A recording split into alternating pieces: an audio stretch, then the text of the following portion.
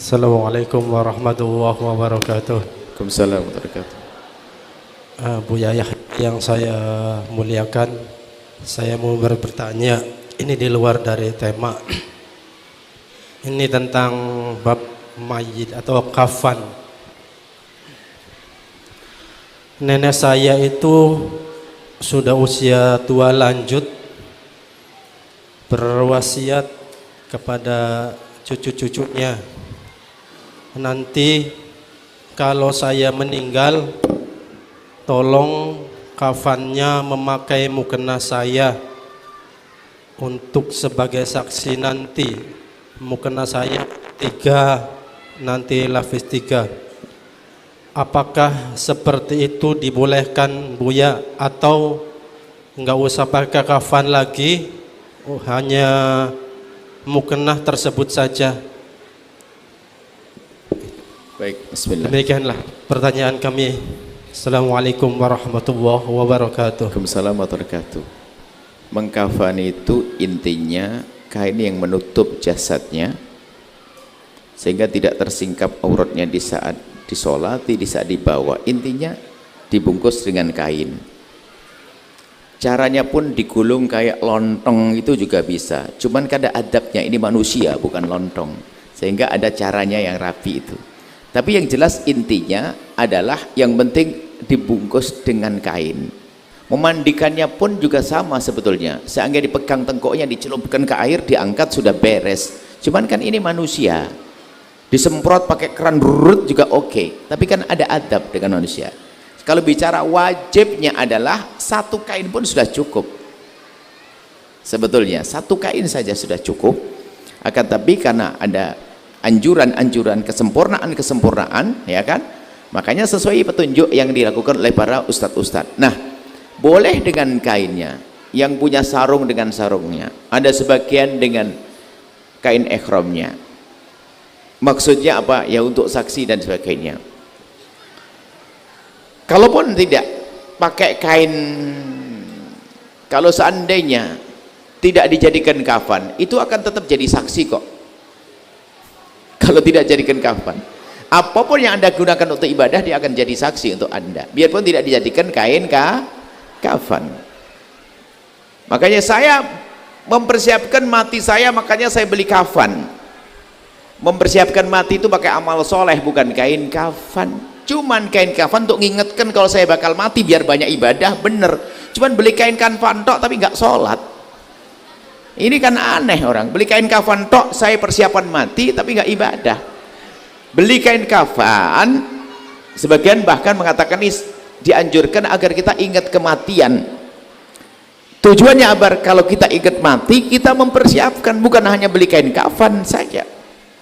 Jadi kalau anda seandainya dikafani dengan mukena selesai cukup, nggak perlu pakai kain yang lainnya. Warna tidak harus warna putih, cuman disunnahkan. Nabi menyebutkan kan, Nabi warna yang disukai untuk Allah warna putih, agar kita mengkafani mayat dengan putih, sunnah. Kalau pakai hitam juga sah, kurang lebih seperti itu. Jadi kalau berwasiat itu maksudnya adalah ya mungkin dugaan semoga jadi saksi. Kalaupun tidak dijadikan kain kafan, itu akan menjadi saksi kalau itu adalah pernah digunakan untuk kebaikan. Semua yang kita miliki, rumah kita, mobil kita, kalau kita untuk gunakan kebaikan, dia akan jadi saksi kebaikan. Semuanya seperti itu. Masya Allah. Yang paling penting adalah justru persiapan amal, bukan sekedar kain kafan. Apakah siap kain kafan? Nggak boleh? Boleh. Menyiapkan kuburnya sendiri boleh. Buat kubur sendiri boleh, biar tahu kalau saya bakal mati ke sini. Makanya harus siap-siap, saya akan mati, jangan sombong, itu ke rumahmu. Itu boleh. Tapi kalau ada buat kubur sendiri, siap kain kafan, tapi nggak sholat, nggak puasa Ramadan, ya ada bohong dia. Action. Itu saja, wallah alam bissawab. Syukran jazilan kepada guru kita tercinta Buya Yahya atas jawabannya. Dan selanjutnya kami buka bagi para jamaah perempuan yang ingin bertanya langsung kepada guru kita tercinta Buya Yahya dengan satu orang satu pertanyaan. Kami persilahkan. Assalamualaikum. Bismillahirrahmanirrahim. Assalamualaikum warahmatullahi wabarakatuh. Waalaikumsalam warahmatullahi wabarakatuh. Allahumma sholli ala Sayyidina Muhammad wa ala ali Sayyidina Muhammad. Mudah-mudahan Buya sekeluarga dalam keadaan sehat, istiqomah dalam ketaatan ibadah sebagai generasi warasatul anbiya. Buya izin bertanya perihal mati dalam keadaan su'ul khotimah. Tetangga saya, Buya ya, ada yang meninggal dengan cara bunuh diri. Pertanyaannya, bagaimana sikap kita sebagai sesama muslim dan muslimah reaksinya menanggapi mati bunuh diri ini? Sebab saya membaca komenan-komenan di media sosial begini Buya, mudah-mudahan amalnya diterima, mudah-mudahan diampuni Allah, mudah-mudahan husnul khotimah. Padahal meninggal bunuh diri itu juga sudah termasuk meninggal yang sangat dimurkai Allah. Bagaimana Buya penjelasannya, bagaimana adab kita sesama muslim? Terima kasih. Wassalamualaikum warahmatullahi wabarakatuh. Waalaikumsalam warahmatullahi wabarakatuh. Meninggal diri adalah dosa, bunuh diri. Bunuh diri itu dosa besar. Karena dia seolah-olah tidak punya Tuhan, putus asa karena permasalahannya. Berarti dia seolah-olah tidak meyakini Allah bisa menyelesaikan permasalahan, lalu dia bunuh diri. Bunuh diri dosa besar. Jadi peringatan bunuh diri adalah dosa besar adalah untuk kita, agar kita tidak melakukannya. Karena bisa jadi naudzubillah, di saat melakukan itu memang sudah tidak percaya kepada Allah, maka naudzubillah dia akan di neraka selama-lamanya nggak percaya kepada Allah. Jadi itu larangan agar kita tidak bunuh diri. Kemudian di saat kita melihat orang bunuh diri, tidak ada yang mengatakan orang bunuh diri lalu menjadi kafir kok. Kenapa harus kita kutuk? Ya kita doakan tetap. Anda kelihatannya cemburu dengan syariat. Anda di saat ada orang mendoakan semoga Allah mengampuni, Anda kurang terima sepertinya. Dia masih orang beriman. Dia adalah orang beriman, dan kita tidak tahu di detik-detik nyawanya itu apakah betul-betul dia memang karena permasalahan dia putus asa kepada Tuhan Allah, atau mungkin karena hal lain kita tidak tahu, atau tidak ada kesadaran dalam dirinya, kita tidak mengerti. Yang jelas dalam keadaan sadar seseorang kok membunuh dirinya karena dia putus asa, maka itulah yang dimurkai Allah yang disebut. Itu larangan agar Anda tidak bunuh diri. Tapi kalau Anda melihat orang bunuh diri, subhanallah, gantung diri, ternyata terungkap setelah 3 tahun dia tidak gantung diri, digantung oleh orang yang membunuhnya. Ayo kita sudah seudon. Bisa jadi orang mati, rupanya ada orang membunuh, digantung, ditaruh sini, dibunuh sama orang, mungkin sekali. Jadi kalau melihat orang lain selagi dia mati dalam keadaan tidak kafir, tetap saja kita sholati dan kita doakan dan seterusnya. Jadi jangan sampai kita berubah menjadi orang yang menjadi sok saya sudah punya sorga begitu. Jadi harus punya kasih sayang, dan kita tidak tahu sebabnya apa dan benarkah kejadiannya seperti itu. Kalau itu terjadi pada saya bunuh diri, jelas kita harus meyakini kalau saya bunuh diri dosa gede. Itu maksudnya untuk saya, jangan melakukan, jangan menjadi orang putus asa. Tapi kalau orang lain, Masya Allah, jangan mudah kita mengatakan seperti itu. Yang jelas ya, kalau betul dia dosa gede. Tapi hakikatnya di saat dia meninggal dunia kita tidak tahu seperti apa, apakah dan sebabnya kayak apa, kita tidak mengerti. Dan apakah betul dia bunuh diri? Apakah kelihatan di mata kita dia menusuk lehernya? Suatu ketika ada orang katanya bunuh diri, ternyata dibunuh. Orang melihat, kenapa? Bagaimana kalau bunuh diri kok yang dipotong dulu tangannya? Katanya dia bunuh diri, tapi ditemukan setelah divisum tangannya dipotong dulu. Kalau sudah ini kepotong nggak mungkin dia bisa membunuh, kan sederhana.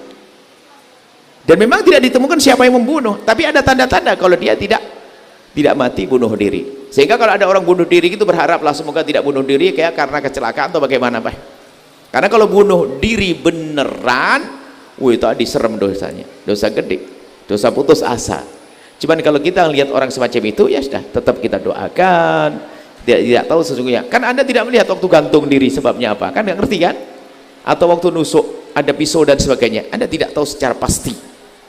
Tidak tahu secara pasti. Selagi masih mungkin ada orang yang melakukannya atau yang lainnya, mungkin kecelakaan atau bagaimana.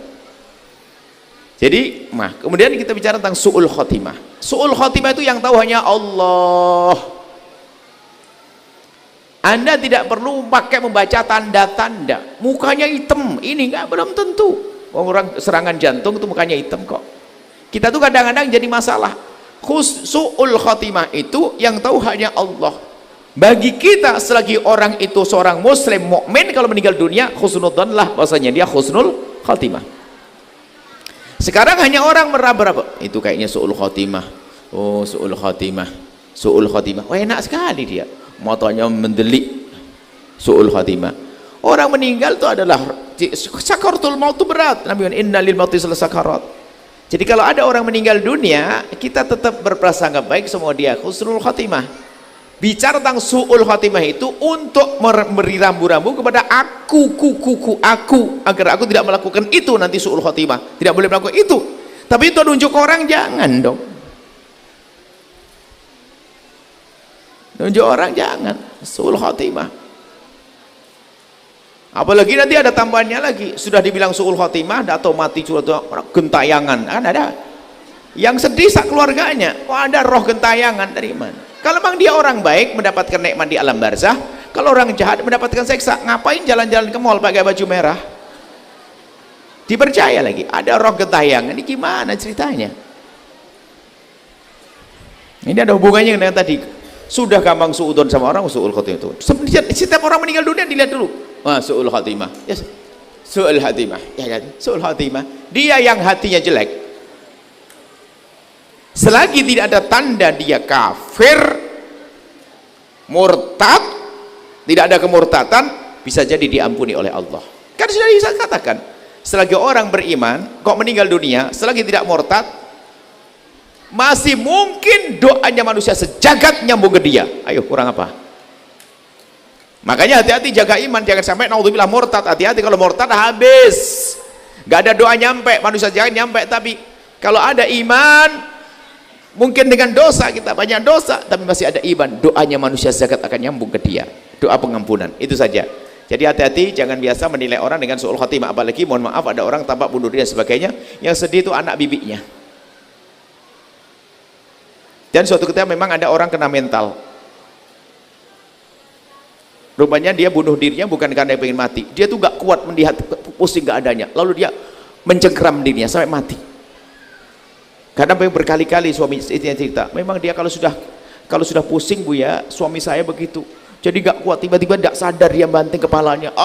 Ini nah, kalau orang begitu masa kita katakan dia adalah depresi, dia mentalnya sudah gak sehat. Makanya jaga mentalmu, jangan sering kumpul sama orang suka marah-marah, jangan suka, ini perlu jaga mental. Baik, kurang seperti itu. Jangan biasa prasangka buruk kepada orang yang meninggal dunia, biarpun tampaknya tidak baik, tetap doakan di dalam hati, doa yang kebaikan.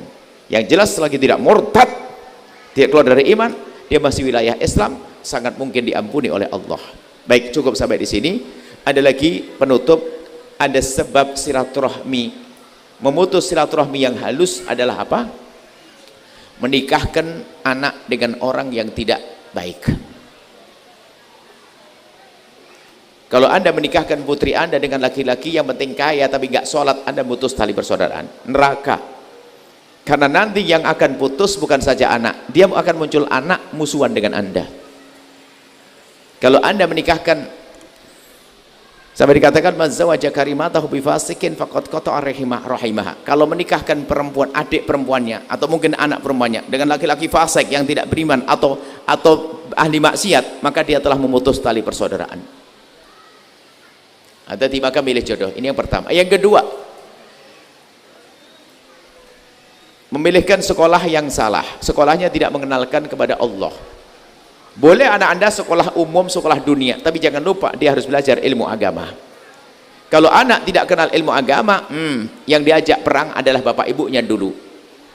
maka dia akan menjadi anak yang durhaka. Waktu dia masuk neraka nggak terima, ya Allah, aku durhaka sama ibuku karena ibuku tidak pernah ngajari aku.